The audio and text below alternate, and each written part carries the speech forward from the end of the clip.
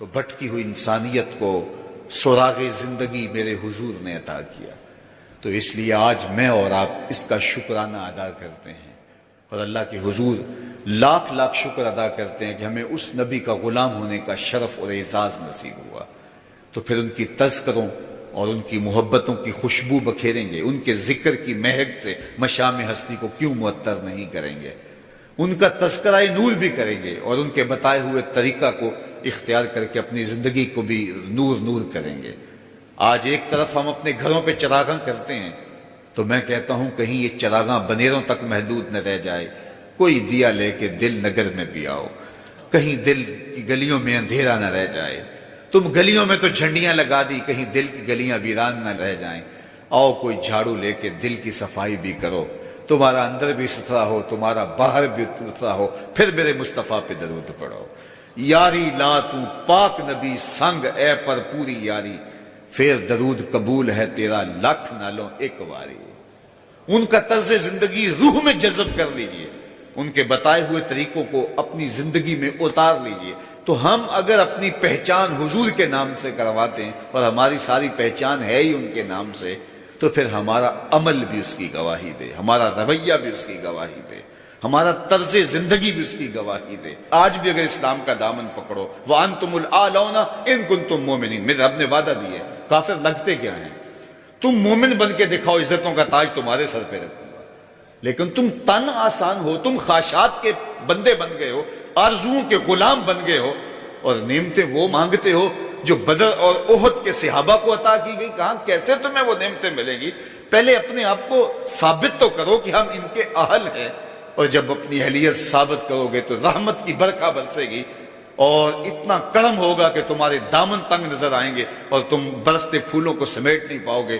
لیکن افسوس کہ تم طلب وہ کرتے ہو. وہ ایک بڑا معروف جملہ ہے کہ لوگ جو ہے وہ زندگی یزید کی جینا چاہتے ہیں اور موت حسین کی مانگتے ہیں. صاحب ایسا نہیں ہوتا. اگر حسین ابن علی جیسی زندگی گزاریں گے تو پھر ان کے مراتب رفیع کا حصہ نصیب ہوگا.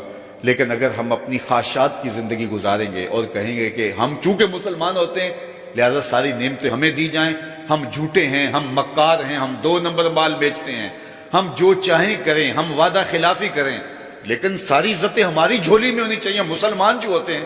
لیکن ایسا نہیں ہوتا. اس کا وعدہ ہے تم مسلمان عملاً بن کے دکھاؤ، عزتوں کا تاج تمہارے قدموں تلے ہوگا.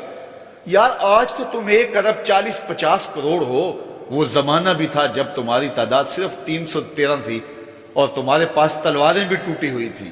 لیکن ہم نے تمہیں وہ عزتوں کی مسند دی کہ زمانہ تمہارے اوپر رش کرتا تھا.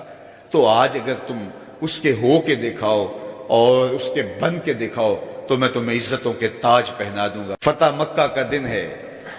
آپ جانتے ہیں کہ حضور کے پیچھے ایک بچہ بیٹھا تھا، حضور کا ردیف، جو خوشی سے اچھلتا تھا. بڑی خوشی کا دن تھا، لیکن میرے حضور کا سر عزت سے جھکا ہوا تھا، حتیٰ کہ امامے کا کور اونٹنی کی کوہان کے ساتھ لگتا تھا. لیکن وہ بچہ تھا، نو عمر تھا، وہ اچھلتا تھا خوشی سے. تو حضور سے روکتے تھے، پھر وہ اچھلتا تھا، پھر روکتے تھے. وہ بچہ کون تھا؟ تاریخ میں ڈھونڈے، نواسا نہیں ہے، کسی انصاری سردار کا بیٹا نہیں ہے، کسی قریشی سردار کا بیٹا نہیں ہے، حضور کے خاندان کا کوئی فرد نہیں ہے. ہم نے تاریخ ڈھونڈی تو وہ حضور کے آزاد کردہ غلام اور منہ بولے بیٹے زید بن حارثہ کا بیٹا اسامہ بن زید ہے. فتح مکہ کے دن اپنے ساتھ جس کو بٹھایا وہ غلام زادہ تھا. دنیا کو بتایا محمد عربی غلاموں کو عزت دینے آیا ہے. ایک غلام کو یہاں اپنے ساتھ سواری پہ بٹھایا، دوسرے کو کعبے کی چھت پہ چڑھا دیا. بلال حبشی کو کہا یہاں کھڑے ہو کے اذان پڑھو. اللہ اکبر.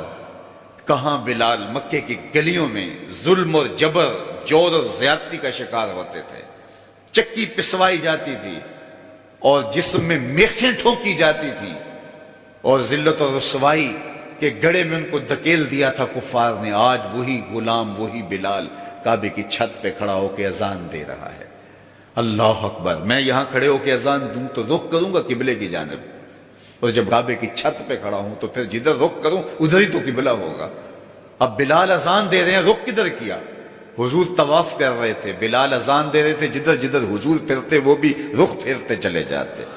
اقبال بولے اذان ازل سے تیرے عشق کا ترانہ بنی، اذان ازل سے تیرے عشق کا ترانہ بنی، نماز تو اس کی دید کا ایک بہانہ بنی، ادائے دید سراپا نیاز تھی تیری، کسی کو دیکھتے رہنا نماز تھی تیری۔ کیسا رنگ تھا، کیسا جمال تھا۔ تو وہ طبقے جن کو کوئی پوچھتا نہیں تھا، ان کو عزتوں کی مسند پہ بٹھایا۔ غلاموں کو تو بیڑیوں میں جکڑ کے لایا جاتا تھا، انسان انسان کے اوپر حاکم بنا ہوا تھا اور انسان کی تذلیل ہوتی تھی۔ اور میرے حضور کعبے سے مخاطب ہو کے کہتے ہیں کہ تیری بڑی عزت ہے، لیکن فرمایا کہ مسلمان کی عزت، آبرو اور اس کا خون تیرے سے زیادہ قیمتی ہے۔ یہ سبق دیا، یہ درس دیا